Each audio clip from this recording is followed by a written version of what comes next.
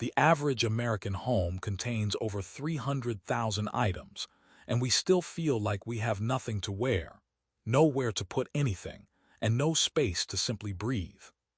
Meanwhile, the average Japanese home is a fraction of the size, yet it feels like a sanctuary.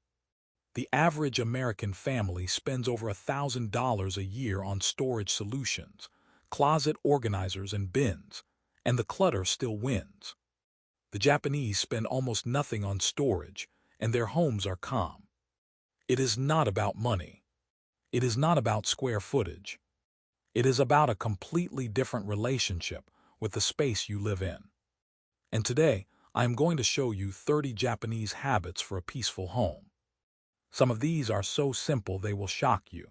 Others are so genius you will wonder why no one ever told you. By the end, you will not need a bigger house. You will not need a professional organizer. You will need nothing but a shift in how you see the objects around you and the space that holds them. We have been lied to. We have been told that a peaceful home requires a bigger budget, a designer eye, or a weekend marathon of throwing things into black garbage bags. We have been sold the idea that more storage means more peace. It does not. The Japanese have known for centuries that peace is not something you buy. It is something you practice every single day, in tiny, almost invisible ways. And once you see these habits, you cannot unsee them. You will walk into your own home and feel the difference between a space that is fighting you and a space that is holding you. So let us begin. 30 habits, from the smallest gesture to the most profound shift. And trust me, by the time we reach number 1, you will understand why the most underrated thing in a calm home is what is not there. Number 30. They take their shoes off at the door every single time, no exceptions. And this is not just about keeping the floors clean. It is about something far deeper. The Genkin, that sunken entryway you see in almost every Japanese home, is a boundary line. It is the line between the outside world, with its dirt and noise and chaos, and the inside world, which is sacred. When you step out of your shoes, you are not just leaving dirt behind.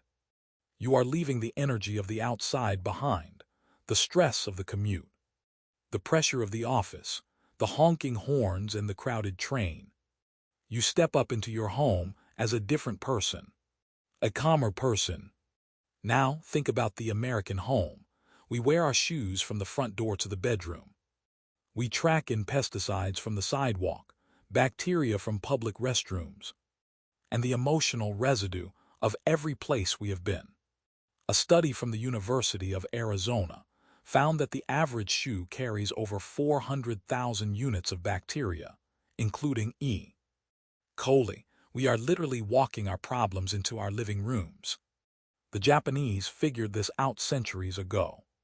The Genkin is the face of the home, and it is kept immaculate. Not because guests are coming, but because the home deserves your attention regardless of who is coming in. So here is what I want you to do, today, right now. Find a spot near your front door. A small mat, a tray, a basket. And start taking your shoes off. Every time, make it a ritual, not a chore. A ritual of arrival. You will be shocked at how quickly your home starts to feel different. And how quickly you start to feel different the moment you walk through the door. Number 29. They practice the 15-minute reset every evening without fail. This is not a deep clean. It is not a marathon. It is 15 minutes. That is it. Before bed, the entire family, and yes, even the children, spend 15 minutes returning things to their designated homes. The remote goes back to its tray. The dishes go into the dishwasher. The pillows are fluffed. The toys are returned to their baskets. The mail is sorted. The counters are wiped. 15 minutes, not an hour, not a weekend, 15 minutes. And here is why this is so genius. It means you never wake up to yesterday. You never start your morning already behind. You open your eyes and the house is ready for you. The Japanese call this a fresh start, and it is not a metaphor. It is a physical reality. A study from the University of California found that people who describe their homes as cluttered have elevated levels of the stress hormone cortisol. That cortisol spike is waiting for you at 7 a.m. if you wake up to a sink full of dishes and a floor full of toys. The 15-minute reset eliminates that spike before it ever forms. I tried this for 1 week, just 1 week. I set a timer on my phone for 15 minutes every night at 8:30. The first night, it felt like a chore. By the third night, it felt like a ritual. By the seventh night, I could not imagine going to bed without it. The house felt different. I felt different. My mornings were calmer. My coffee tasted better. It sounds ridiculous, but it is true. Try it. 15 minutes. Tonight, set the timer. Return things to their homes. Wake up to a fresh start. It is the cheapest therapy you will ever find. Number 28. They practice koramagi, the seasonal change of clothes. Twice a year in June and October, the entire wardrobe is swapped. Winter clothes go into storage. Summer clothes come out. And this is not just about making room. It is about confronting what you actually wear. The Japanese have limited closet space. Tiny closets, so they cannot afford to keep a decade of clothes hanging in front of them. Every June, they pull out the summer clothes and ask a very simple question. Did I wear this even once last year? If the answer is no, it is time to let it go. Not because it is bad, not because it is ugly, but because it is taking up space, both physical and mental, that could be used for something better. The average American has over 100 items of clothing and wears less than 20% of them. The other 80% is just sitting there, creating visual noise, creating decision fatigue, creating guilt. Every time you open your closet and see that shirt you never wear, your brain has to process it. Your brain has to decide not today, again. That is energy. That is attention. That is peace, leaking out of you one unworn shirt at a time. The Japanese do not have this problem because they do not let unworn clothes accumulate. Koramagi is a built-in audit. Twice a year you face your wardrobe. You see what you wore. You see what you did not, and you let go. I did this last October. I pulled out every single item of clothing I owned and put it on my bed. The pile was embarrassing. I held up a jacket I had not worn in 3 years. I held up a pair of jeans that had not fit in 5. I asked myself the question, did I wear this even once this year? No, so I let it go. I donated 3 bags of clothes, and here is what shocked me. I did not miss a single item, not one. My closet felt lighter. My mornings felt lighter. Getting dressed became a joy instead of a negotiation. So here is what I want you to do. Do not wait for June or October. Do it this weekend. Pull everything out. Ask the question, did I wear this even once this year? If not, let it go. You are not losing clothes. You are gaining space. You are gaining time. You are gaining peace. Number 27. They practice danshari. This is not just decluttering. It is a philosophy.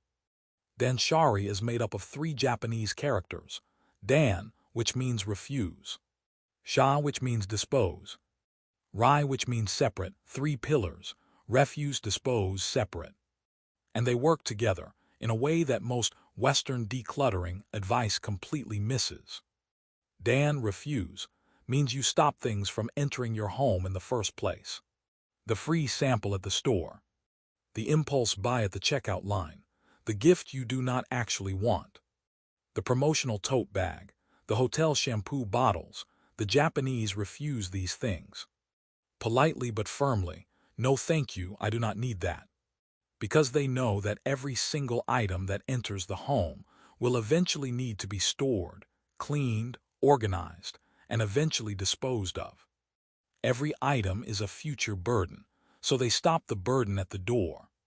Sha, dispose, means you let go of the things that are already there. You assess each possession and ask if it contributes to your happiness or your utility. Does this object serve me? Does it bring me joy? Does it make my life easier? If the answer is no, it goes. Not to a storage unit, not to a pile in the garage. It goes out of your life. Separate, is the deepest level. It is a mental state of detachment from the desire for possessions. It is recognizing that objects are just objects. They are not your identity. They are not your memories. They are not your safety net. They are things, and you can be free from their burden. This is the goal, not a clean house, a free mind. The average American storage unit industry generates over $40 billion a year. We have so much stuff that we rent extra space to hold it. The Japanese would find this incomprehensible. The stuff is not serving you, you are serving the stuff. Danshari flips that relationship. You are the master, the objects are the servants. And if a servant is not serving, it is dismissed. I started with Dan, the refusal. I stopped taking free pens. I stopped accepting promotional water bottles. I stopped bringing home hotel toiletries. It felt strange at first, almost rude, but then I realized something. My junk drawer stopped filling up. My bathroom cabinet stopped overflowing. I had stopped the flow at the source. Then I moved to Shah, the disposal. I went room by room and asked the question, does this contribute to my happiness or my utility? A waffle maker I had used once in 4 years, gone. A stack of magazines I was never going to read, gone. A collection of cords for electronics I no longer owned, gone. The house felt lighter with every bag, and then the separation. This one is harder to describe. It is not an action, it is a feeling.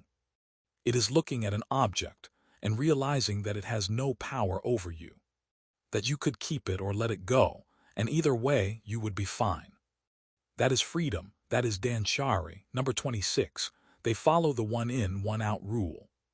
This is deceptively simple. For every new item that enters your home, an old item must leave. Buy a new shirt. An old shirt goes. Buy a new book. An old book goes. Buy a new mug. An old mug goes. This is not about deprivation. It is about equilibrium. It is about keeping the total number of possessions in your home at a stable, manageable level. The Japanese do not have closets full of things they never use because they physically cannot. The one in, one out rule prevents accumulation before it starts. It forces you to make a choice. Is this new item worth losing an old one? Is this new purchase better than something I already own? Often the answer is no. Often you will put the new item back on the shelf and walk away. And that is a victory. That is a purchase you did not have to store, clean, organize, and eventually dispose of. The average American home has over 300,000 items. That number is not an accident. It is the result of a lifetime of one in, zero out. Every birthday gift, every impulse buy, every souvenir, every hand-me-down, every free sample, every single thing that ever entered the home is still there. The Japanese do not live this way. They cannot, and they would not want to. I started applying this rule to my kitchen first. I had a drawer full of mismatched Tupperware. Every time I bought a new set, I threw out an old one. Within a month, the drawer closed properly. Within 2 months, I could find a lid for every container. It was a small miracle. The one in, one out rule is not about being a minimalist. It is about being intentional. It is about recognizing that your home has a carrying capacity, and that exceeding that capacity is what creates the chaos you are constantly fighting. Try it. The next time you buy something, anything, bring it home and find its replacement. Something has to go. Make the decision before you even make the purchase. It will change the way you shop forever. Number 25, they keep the Jenkin clear. The entryway is the face of the home. It is the first thing you see when you walk in, and the last thing you see when you leave. And in a Japanese home, it is almost always empty. A few pairs of shoes neatly lined up, maybe an umbrella in a stand. That is it. No pile of mail. No stack of packages. No random keys and sunglasses and loose change. The Jenkin is a transition space, and it is kept clear because a cluttered entryway sets the tone for the entire home. When you walk into a mess, your brain registers stress before you even take off your coat. When you walk into a clear, calm space, your brain registers relief. It is that simple. A study from the Princeton Neuroscience Institute found that visual clutter competes for your attention and reduces your ability to focus. That competition starts the moment you walk through the door. The Japanese eliminate that competition at the source. The Jenkin is a sacred space, and it is treated as such. I used to dump everything on the table by the front door. Mail, keys, bags, receipts, sunglasses. It became a mountain of debris within days. Then I visited a friend in Tokyo and saw her Jenkin. It was empty. Just 2 pairs of shoes perfectly aligned. I asked her where all her stuff was. She looked at me like I was crazy. "What stuff?" she said. That was the moment I understood. The stuff does not have to be there. It is a choice. So I cleared my entryway. I hung a small hook for my keys. I put a basket in a closet for mail. I put my shoes on a rack, and the next time I walked in, I felt it. The relief, the calm, the sense that my home was not a storage unit but a sanctuary. Clear your Jenkin, clear your entryway, make it empty, make it calm, and watch how the rest of your home follows. Number 24, they practice motenai. Motenai is a Japanese word that means what a waste. But it is more than a word. It is a feeling. It is a gut-level aversion to waste in any form. Wasted food, wasted money, wasted objects, wasted potential. The Japanese feel a deep, almost spiritual discomfort when something is unused or neglected. An unworn shirt is motenai. A rotting vegetable in the fridge is motenai. A broken lamp sitting in the garage is motenai. This feeling is not guilt. It is not the kind of shame that paralyzes you. It is a motivating force. It is the thing that pushes you to use things up, fix what is broken, and not buy what you already own. The average American family throws away over $1,500 worth of food every year. That is motenai on a massive scale. We buy too much, we forget what is in the fridge, and we throw it away. The Japanese do not do this. They shop more frequently, they buy smaller quantities, and they use what they have. A leftover piece of fish becomes tomorrow's breakfast. A wilting vegetable becomes a soup. Nothing goes to waste. Because waste is not just about money, it is about respect. Respect for the food, respect for the resources, respect for the people who produced it. And that respect extends to everything in the home. A chipped bowl is repaired with gold, not thrown away. A worn-out kimono is repurposed into cleaning cloths. A broken tool is fixed, not replaced. Motenai is the opposite of the throwaway culture we have built in the West. And it is the foundation of a peaceful home, because a peaceful home is not filled with new things. It is filled with things that are used, appreciated, and respected. So the next time you are about to throw something away, stop. Ask yourself, is this motenai? Could this be used? Could this be fixed? Could this be given to someone who needs it? You will be surprised at how often the answer is yes. And you will be surprised at how good it feels to waste less. Number 23, they practice usauji. This is the great cleaning. Every December, Japanese households perform a deep, thorough cleaning of the entire home. Not just vacuuming and dusting, everything. The windows are washed, the floors are scrubbed, the walls are wiped down, the closets are emptied and reorganized. The kitchen is taken apart and put back together. Usauji is not just about getting ready for the new year. It is about purification. It is about clearing away the old year's dirt, both physical and spiritual, so that you can enter the new year fresh. The tradition goes back centuries, and it is taken very seriously. Schools do it. Offices do it. Families do it together. It is a ritual, not a chore. And here is the genius of it. By doing one massive deep clean once a year, the Japanese make the rest of the year's cleaning much easier. A home that has been thoroughly cleaned in December is much easier to maintain in January, February, and March. The 15-minute resets work better. The zone cleaning works better. Everything works better because the foundation is clean. Most Americans have never done a true deep clean of their home. We surface clean. We vacuum the visible areas. We wipe the visible counters. But the baseboards are dusty. The windows are streaked. The top of the refrigerator is a science experiment. We are living on a layer of accumulated grime that we have simply stopped seeing. Usauji forces you to see it and to remove it. I did my first usauji 2 years ago. It took me 3 days, 3 full days of scrubbing and sorting and washing.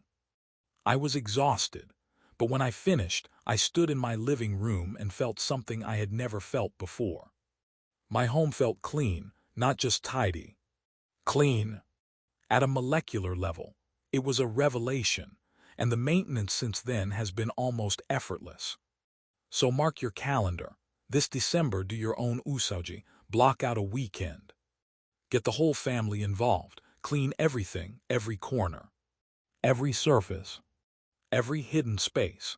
It is the single most powerful thing you can do for your home. And for your mind. Number 22. They keep a clean and organized workspace for meal preparation. This is not about having a fancy kitchen. It is about having a clear kitchen. Before a Japanese person cooks, the counters are clear. The sink is empty. The tools are laid out. There is a specific place for the cutting board, the knife, the bowls, the ingredients. The process of cooking is calm, intentional, and efficient. Because the space is calm, intentional, and efficient. Compare this to the average American kitchen.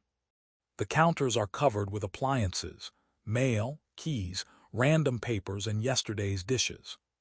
Before you can even start cooking, you have to clear a space. You have to move the clutter. You have to wash a pan. You are already stressed before you have even begun. The Japanese understand that a cluttered workspace creates a cluttered mind, and a cluttered mind creates a stressful meal. So they clear the space first, not after. Before. This is a habit I have adopted completely. Before I cook anything, I spend 5 minutes clearing the counters.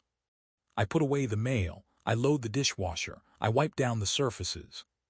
Then I lay out my ingredients and my tools, and the difference is night and day. Cooking went from being a stressful chore to a meditative practice. I actually enjoy it now, because the space is ready for me.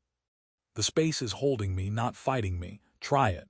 The next time you cook, clear the space first. 5 minutes, that is all it takes. And you will feel the difference immediately. Number 21. They appreciate the empty space. This is perhaps the most difficult concept for Westerners to grasp. Is the Japanese appreciation of emptiness. Not emptiness as lack, but emptiness as fullness. The space between objects is just as important as the objects themselves.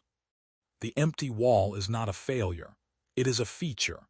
The empty corner is not a missed opportunity. It is a breath. Japanese homes are not filled with furniture and decorations. They are filled with space. And that space is intentional. It is The average American home is filled to the brim. We fill every wall with art, every shelf with knickknacks, every corner with furniture. We see empty space as a problem to be solved. The Japanese see empty space as the solution. A room with feels calm, it feels open, it feels peaceful. A room without feels cluttered, even if it is technically clean. Because there is no room to breathe, there is no visual rest. The eye has nowhere to land. A study from the University of Minnesota found that people in a clean, uncluttered room were more likely to choose healthy snacks than people in a messy room. The environment affects your decisions. Gives you the mental space to make better decisions. So here is what I want you to do. Find one wall in your home, One wall that is currently covered with art or photos or shelves. And take everything off it. Leave it empty for 1 week, just 1 week. And see how it feels. See if you miss the stuff. See if the room feels calmer. I did this in my living room. I took down 3 framed prints and a shelf full of candles. The room felt bigger immediately, it felt quieter, and I never put the stuff back. The space between things, it is not nothing. It is everything. Number 20. They are emotionally detached from material possessions. This sounds cold, but it is actually the warmest thing you can do for yourself. The Japanese recognize that objects are just objects. They are not your identity. They are not your memories. They are not your loved ones. They are things: wood, metal, plastic, fabric. They serve a purpose, and when they no longer serve that purpose, they are released. Not with grief, but with gratitude. This is the opposite of the Western relationship with stuff. We attach meaning to objects.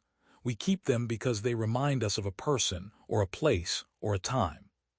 We feel guilty getting rid of them, as if we are throwing away the memory itself. But the memory is not in the object. The memory is in you. The object is just an object, and holding onto it is not preserving the past. It is cluttering the present. A study from Yale University found that people who let go of sentimental items actually feel a sense of relief, not loss. The anticipation of loss is much worse than the reality. The Japanese understand this intuitively. They do not hold on to things out of guilt. They hold on to things because they are useful or beautiful. And when they are no longer useful or beautiful, they let them go. I had a box of old letters from an ex.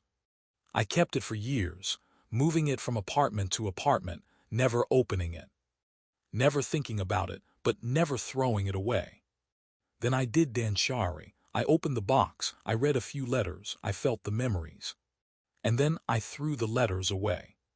Not because I was angry, not because I wanted to forget, but because I realized the letters were not the relationship.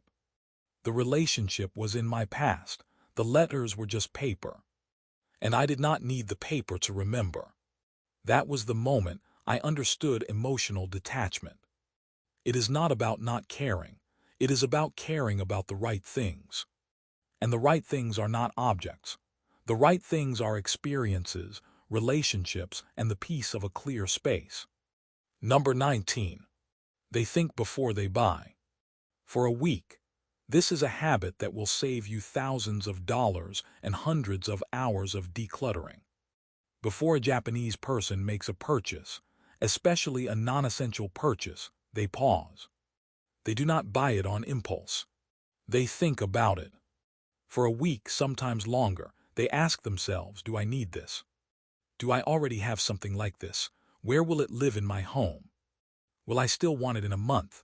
The answer is almost always no. The desire fades. The impulse passes. And the purchase is never made. The average American makes over 150 impulse purchases a year, totaling over $5,000. That is $5,000 worth of stuff that will end up in a drawer, a closet, or a landfill. The Japanese do not have this problem because they do not buy on impulse. They buy on intention. They have a list, they stick to the list, and they wait. I started doing this with online shopping. I would put something in my cart and then close the tab. I would tell myself, if I still want this in a week, I will buy it.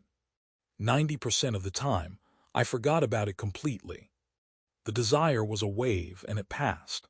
The 10% of things I did buy were things I actually needed and actually used. The quality of my purchases went up and the quantity went down. Try it. The next time you want to buy something, anything, write it down.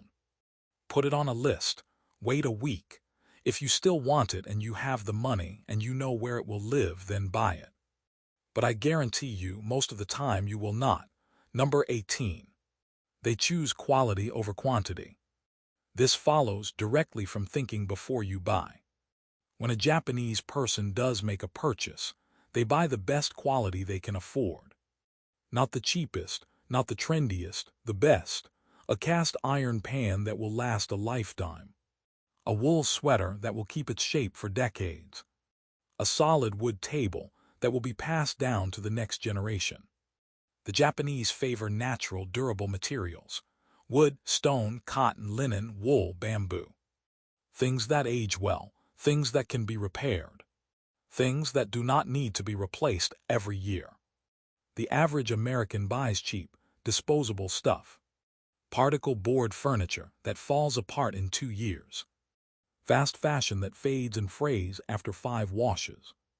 Plastic gadgets that break before the warranty expires. We buy cheap and we buy often. And we end up spending more money and living with more clutter than the person who buys quality once and keeps it forever. A pair of good leather shoes costs more than 5 pairs of cheap sneakers. But the good shoes will last 10 years, and the cheap sneakers will last 1. Over 10 years, the good shoes are cheaper, and they look better. And they feel better, and they never end up in a landfill. This is the Japanese way. Buy less, buy better. Keep it forever. I switched from cheap cookware to cast iron and stainless steel 3 years ago. It cost more up front, but I have not bought a single pan since. And the food tastes better, and the pans are a joy to use, quality over quantity. It is not just a slogan. It is a strategy for a peaceful home. Number 17, they hide things. Even things they use every day. This is counterintuitive for Westerners. We want everything visible. We want our appliances on the counter, our books on open shelves, our clothes on open racks. We think visibility equals accessibility. But the Japanese know that visibility equals visual noise. And visual noise equals stress, so they hide things. The toaster goes in a cabinet. The spices go in a drawer. The clothes go behind closed doors. The books go behind a curtain. Even the television is hidden in a cabinet. The result is a home that is calm to look at. A home with clean surfaces and clear sight lines. A home that feels spacious, even if it is small. A study from the University of California found that women who described their homes as having a high number of visual cues about unfinished tasks had higher levels of cortisol. Those visual cues are your stuff. The toaster on the counter is a visual cue. The pile of books on the coffee table is a visual cue. The open shelves full of knickknacks are visual cues. Every visible object is a silent demand for your attention. The Japanese reduce that demand by hiding the objects. I cleared my kitchen counters completely. The toaster went into a cabinet. The coffee maker went into a corner, behind a small screen. The spices went into a drawer. The first week was strange. I kept opening the wrong cabinet, but then I got used to it. And the kitchen felt so much bigger, so much calmer. I could cook without feeling like the room was closing in on me. Hide your things. Not because you are ashamed of them, but because you deserve a home that is calm to look at. Number 16, they express gratitude towards their home. This sounds sentimental, but it is actually deeply practical. The Japanese say itadakimasu before a meal, thanking the food and the people who prepared it. They say gachasasama after a meal, thanking the meal again. They bow when entering a dojo. They treat their homes with a similar respect. They thank the home for sheltering them. They clean it not as a chore but as an act of care. This gratitude is not just a nice feeling. It is what makes all the other habits sustainable. If you see your home as a burden, you will resent cleaning it. If you see your home as a gift, you will want to care for it. The difference is everything. The average American sees their home as a liability. A mortgage payment, a list of repairs, a constant source of stress. The Japanese see their home as a partner, a space that gives them shelter, rest, and peace. And they give back, they clean, they organize, they maintain. Not because they have to, but because they want to. Because the home deserves their attention. I started thanking my home. It felt silly at first. But every night, after my 15-minute reset, I would stand in the living room and just say, "Thank you. Thank you for holding me. Thank you for keeping me safe. Thank you for being my space." And something shifted. Cleaning stopped feeling like a punishment. It started feeling like a gift. A gift I was giving to the space that gave me so much. Try it the next time you clean. Do not think of it as a chore. Think of it as an act of gratitude.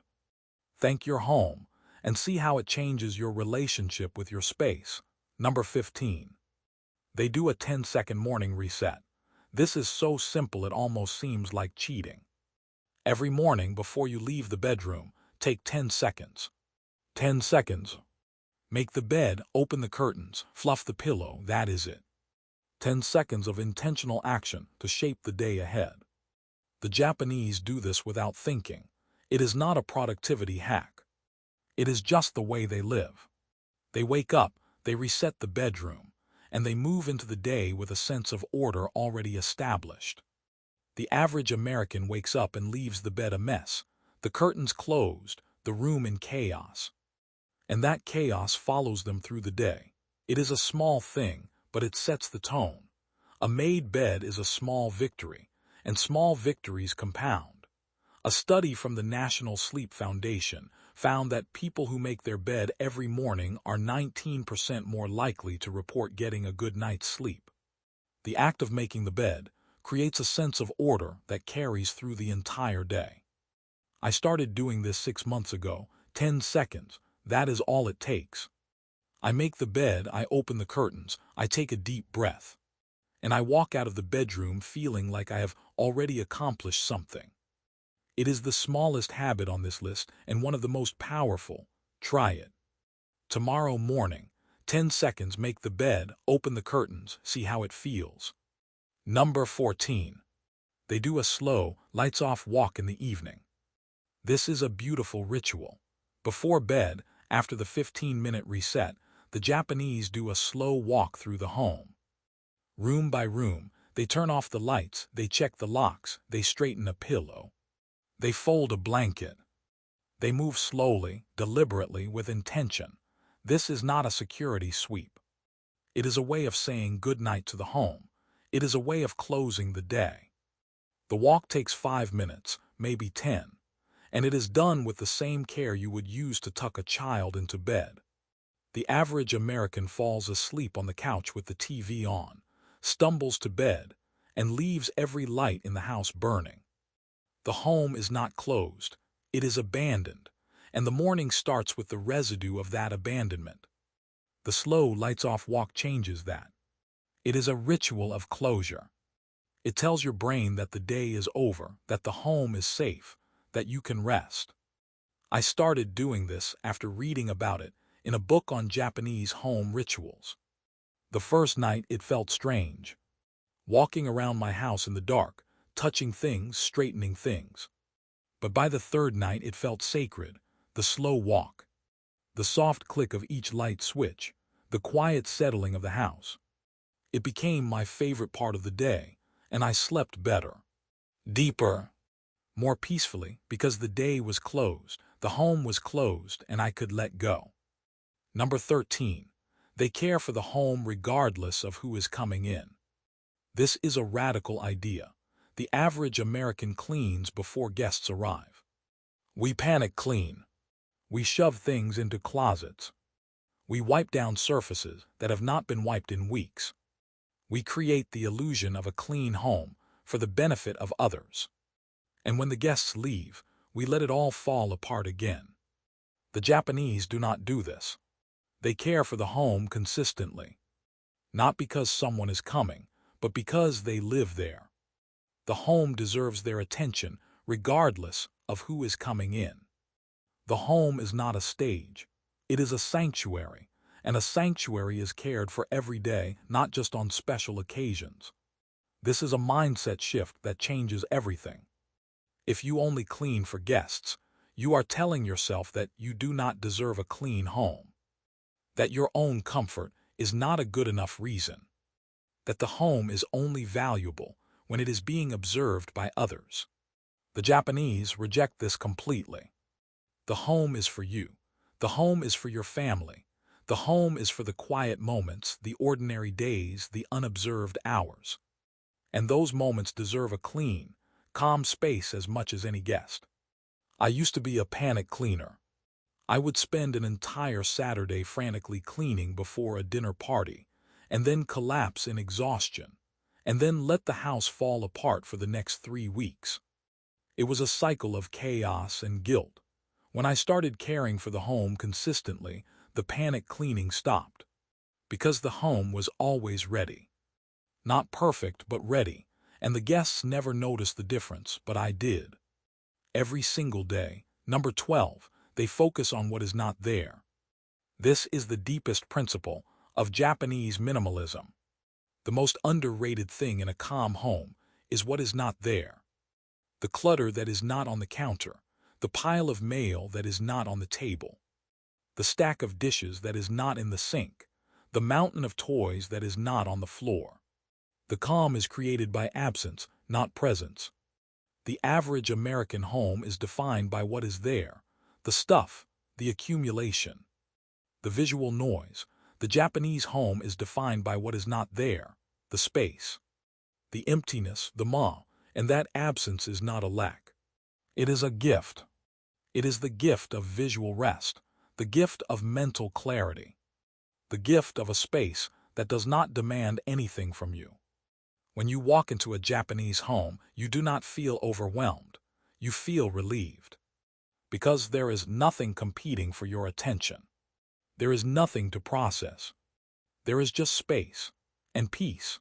I learned this lesson in a profound way when I visited a Zen temple in Kyoto. The room was almost empty, a tatami mat floor, a single scroll on the wall, a single flower in a vase. And it was the most peaceful room I have ever been in. The absence of stuff was not a deprivation, it was a liberation. The room was full of peace because it was empty of everything else. That is the lesson. The most underrated thing in a calm home is what is not there. So stop asking what you can add to your home. Start asking what you can remove. Number 11. They practice small, intentional habits over big decluttering projects. This is a crucial distinction. The Western approach to decluttering is the weekend purge. We wait until the house is a disaster, and then we spend 2 days throwing everything into bags, and then we are exhausted, and then the house slowly fills up again. It is a cycle of binge and purge. The Japanese approach is completely different. They do not wait for the disaster. They practice small, intentional habits every single day. The 15-minute reset, the 1 in, 1 out rule, the 10-second morning reset, the slow lights-off walk. These are not projects, they are habits. And habits are sustainable. Projects are not. A study from the University of Southern California found that people who adopted small, daily tidying habits maintained a cleaner home over the long term than people who did periodic big cleanings. The big cleaning gives you a temporary result. The small habit gives you a permanent transformation. I used to be a binge purger. I would let my apartment get out of control, and then spend an entire weekend fixing it, and then swear I would never let it happen again. And then it would happen again. Because I had not changed my habits, I had only cleaned up the mess. When I started focusing on the small daily habits, the mess stopped forming. The house stayed clean, not because I was working harder, but because I was working smarter. The habits were doing the work for me. So stop planning the big decluttering project. Start practicing the small daily habit. That is where the real change happens. Number 10. They do an evening reset with 5 specific actions. This is the 15-minute reset, but more structured. Every evening after dinner, the Japanese perform 5 specific actions to prepare for the night. First, the kitchen is cleaned. Dishes are washed, counters are wiped, the sink is emptied. Second, the living space is reset. Pillows are fluffed, blankets are folded, Remotes are returned to their tray. Third, the entryway is cleared. Shoes are lined up, bags are put away, mail is sorted. Fourth, the bathroom is tidied. Towels are hung, the counter is cleared, the mirror is wiped. Fifth, the bedroom is prepared. The bed is turned down, clothes are laid out for the next day, the lights are dimmed.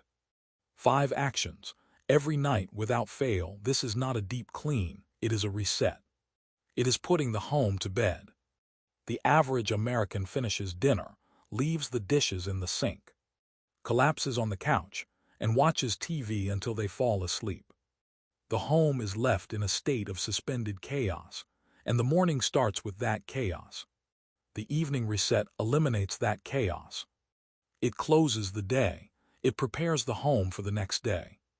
I started doing the 5-action evening reset 3 months ago. It takes me about 20 minutes, and the difference in my mornings is astonishing. I wake up to a clean kitchen, a tidy living room, a clear entryway.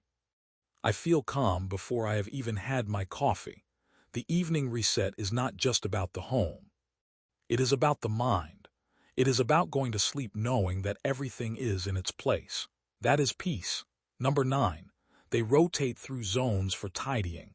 This is the antidote to overwhelm. The average American looks at their entire house and feels paralyzed. There is too much to do. The kitchen is a mess. The living room is a mess. The bedroom is a mess. The bathroom is a mess. It is all too much. So they do nothing. The Japanese break it down. They rotate through zones. Monday is the kitchen. Tuesday is the living space. Wednesday is the bathroom. Thursday is the bedroom. Friday is the entryway and hallways. Each day they focus on one zone. Not the whole house. Just one zone. And within that zone they do a thorough tidy, a deep clean if needed. A reset. The rotation makes the work manageable. It turns a mountain into a series of small hills. And it ensures that every zone gets attention on a regular basis. No zone is neglected for months at a time. A study from the University of Tokyo found that people who used a zone cleaning rotation reported lower levels of stress and higher levels of satisfaction with their homes than people who tried to clean the whole house at once. The whole house is overwhelming. The zone is doable. I started a zone rotation last year. I made a simple chart and put it on the fridge. Monday, kitchen. Tuesday, living room. Wednesday, bathroom. Thursday, bedroom. Friday, entryway. Each day, I spend about 20 minutes in that zone. Not a deep clean every day, just a focused tidy, and the house has never been cleaner. Because every zone gets attention every week. The rotation works. Try it, make a chart. Pick a zone for each day. And watch the overwhelm dissolve. Number 8. They do a fresh eye walk once a week. This is a brilliant habit. Once a week, for about 15 minutes. The Japanese walk through their home as if they were a guest seeing it for the first time. They look at the space with fresh eyes. They notice the dust on the baseboards, the clutter on the bookshelf, the smudge on the mirror, the pile of shoes by the door. They see the space as an outsider would see it, and they make a list of the things that need attention. This is not a cleaning session. It is an observation session. It is a way of preventing the slow creep of clutter and grime that happens when you stop seeing your own home. The average American stops seeing their home after about 2 weeks. The clutter becomes invisible. The dust becomes part of the landscape. The mess becomes normal. The fresh eye walk breaks that blindness. It forces you to see what is actually there. I do this every Sunday afternoon. I walk through my apartment slowly, looking at everything as if I had never seen it before. And every week I find something, a pile of papers on the desk, a stain on the rug, a plant that needs watering, a drawer that is starting to overflow. The fresh eye walk is the early warning system that prevents the big mess. It catches the small problems before they become big ones. Try it this weekend. Walk through your home with fresh eyes. See it as a guest would see it. And make a list. You will be surprised at what you find. Number 7, they use things up. This is part of Matinai, but it deserves its own place on this list. The Japanese use things up, completely, the last drop of shampoo, the last squeeze of toothpaste, the last bit of rice in the bag, the last page of the notebook. They do not open a new bottle until the old one is finished. They do not buy a new item until the old one is used up. This sounds obvious, but it is not the Western way. The average American has a bathroom cabinet full of half-empty bottles. 3 different shampoos, 2 conditioners, 5 lotions, a collection of soaps. The kitchen is full of half-used condiments, half-eaten boxes of pasta, 3 different types of the same spice. We buy new before we finish the old. We accumulate. The Japanese do not. They finish what they have before they buy more. This is not just about saving money. It is about reducing waste. It is about respecting the resources that went into making the product. And it is about keeping the home free of half-empty clutter. I started a Use It Up challenge last year. I made a rule. I could not buy any new personal care product until I had finished every single bottle, jar, and tube in my bathroom. It took me 8 months. 8 months of using up half-empty bottles of lotion and shampoo and conditioner. But when I was done, my bathroom cabinet was almost empty. And I felt a sense of accomplishment that no shopping spree has ever given me. Use things up. It is the simplest habit on this list. And one of the most satisfying. Number 6, they fix what is broken. This is the companion to using things up. The Japanese do not throw away a broken object. They fix it. A torn shirt is mended. A chipped bowl is repaired with gold. A wobbly chair is re-glued. A dull knife is sharpened. This is not just about frugality, it is about respect. Respect for the object, respect for the person who made it, respect for the resources that went into it. The average American throws away a broken toaster and buys a new one. The Japanese take the toaster apart, find the broken wire and fix it. The toaster lasts another 10 years. This is a fundamentally different relationship with possessions. The Japanese see their possessions as partners, not as disposable commodities. And they take care of their partners. I used to throw things away at the first sign of trouble. A lamp with a frayed cord, a chair with a loose leg, a jacket with a broken zipper. Then I started fixing things. I learned to sew a button. I learned to glue a chair leg. I learned to replace a lamp cord. And I discovered that fixing things is deeply satisfying. It is a small act of creation. It is a small victory over the throwaway culture. And it keeps the home free of broken clutter. The next time something breaks, do not throw it away. Fix it. You will be surprised at what you can do, and you will be surprised at how good it feels. Number 5, they do not buy what they already own. This is so simple, and yet so few of us do it. The Japanese know what they have. They know what is in their closets, their drawers, their cabinets. And they do not buy duplicates. The average American buys duplicates constantly. A new pair of black pants when they already have 3. A new bottle of olive oil when there are 2 in the pantry.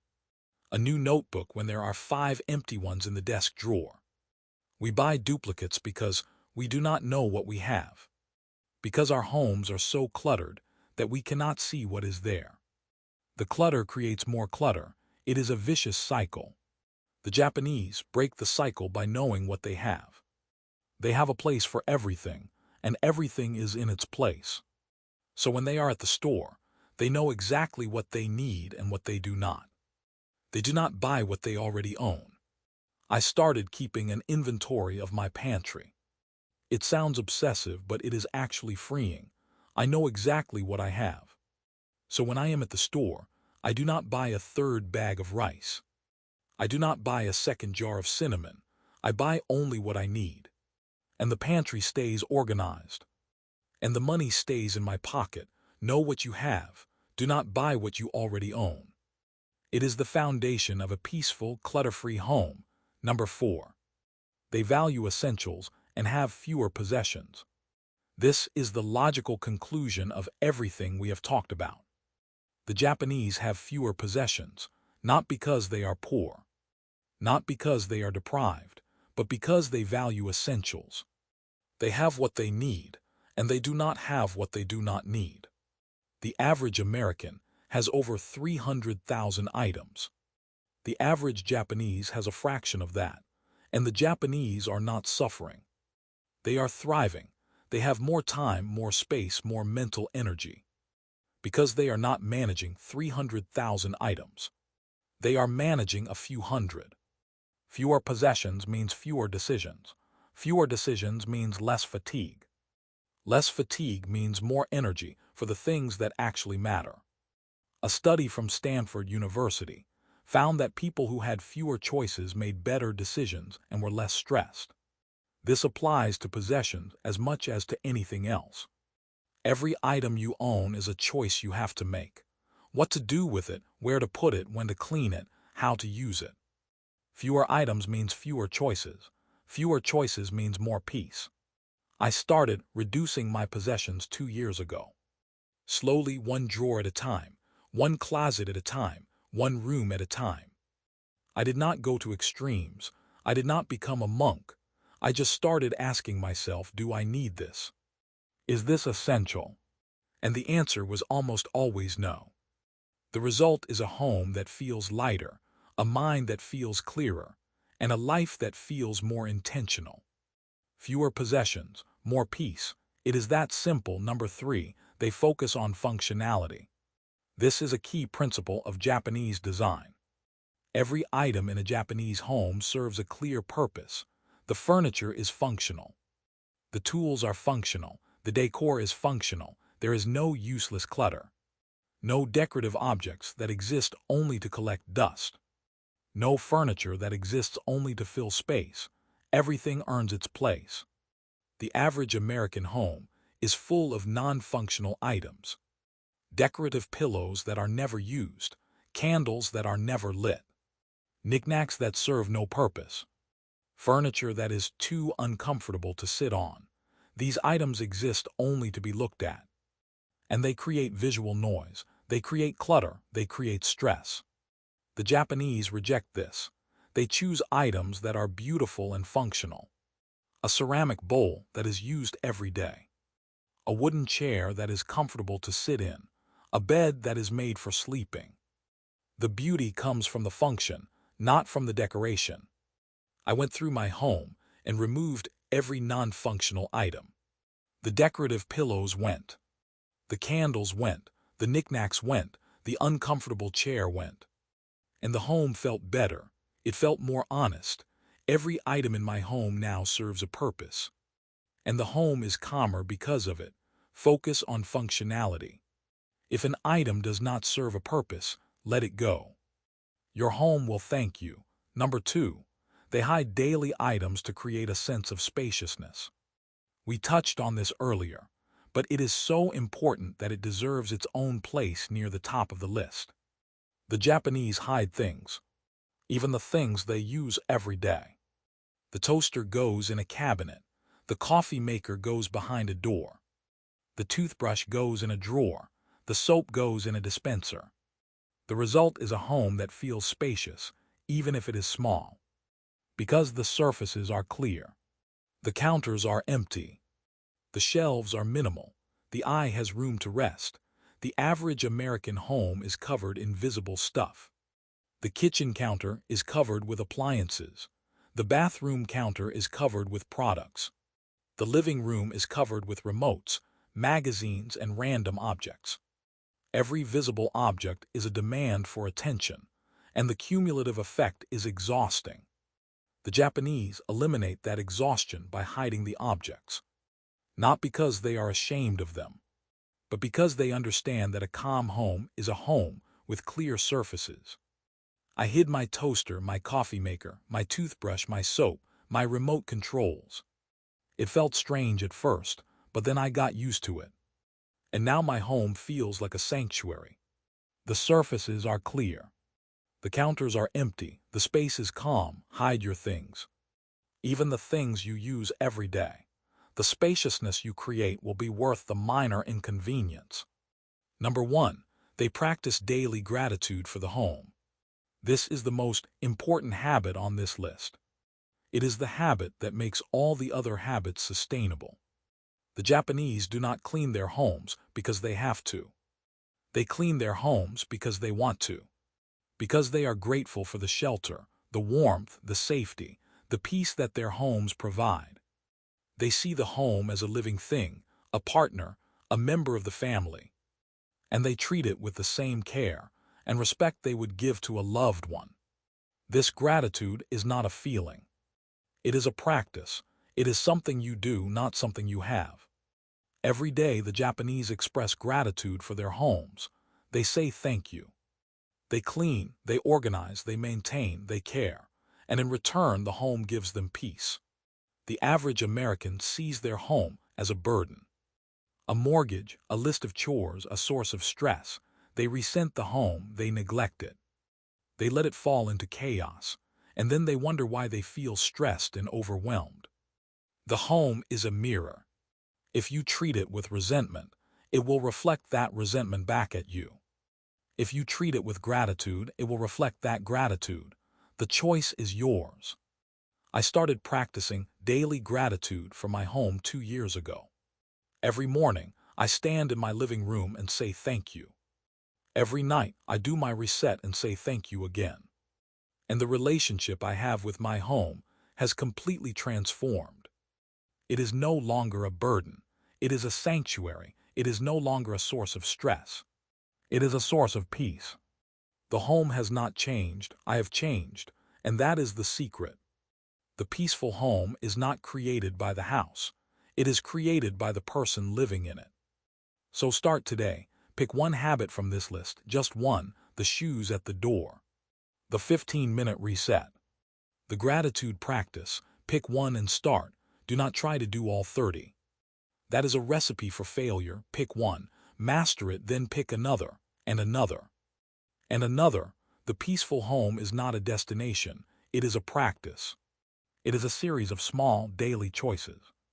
And every choice you make brings you one step closer to the home you deserve. The home that is waiting for you. The home that has been waiting for you all along.